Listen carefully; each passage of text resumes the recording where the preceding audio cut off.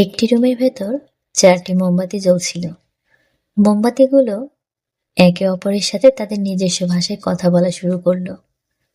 প্রথম মোমবাতিটি বলল, আমি শান্তি, কেউ আমাকে জ্বালিয়ে রাখতে পারবে না, আমি এখন নিভে যাব। তারপর সেটি নিভে গেল।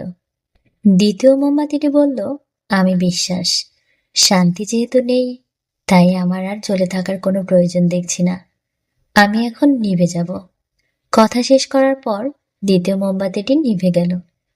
তৃতীয় মোমবাতিটি এবার মুখ খুলল, বলল, আমি ভালোবাসা, শান্তি এবং বিশ্বাস কেউ নেই, তাই আমারও বেশিক্ষণ জ্বলে থাকার মতো শক্তি নেই। মানুষেরা আমাকে গুরুত্ব না দিয়ে একপাশে সরিয়ে রাখে। শুধু তাই না, ওরা প্রিয় মানুষগুলোকে পর্যন্ত ভুলে যায়। কথা শেষ করে তৃতীয় মোমবাতিটিও নিভে গেল। কিছুক্ষণ পর রুমের মধ্যে একটি বাচ্চা প্রবেশ করল।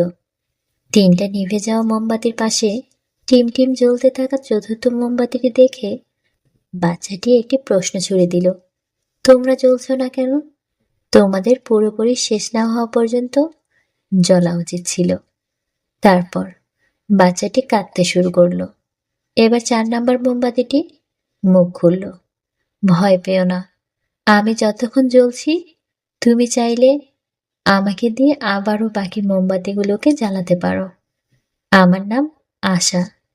বাচ্চাটি আশা নামের মোমবাতিটি দিয়ে একে একে বাকি মোমবাতিগুলোকে আবারও জ্বালালো। সমস্ত রুমটা আবারও উজ্জ্বল আলোতে আলোকিত হয়ে উঠল।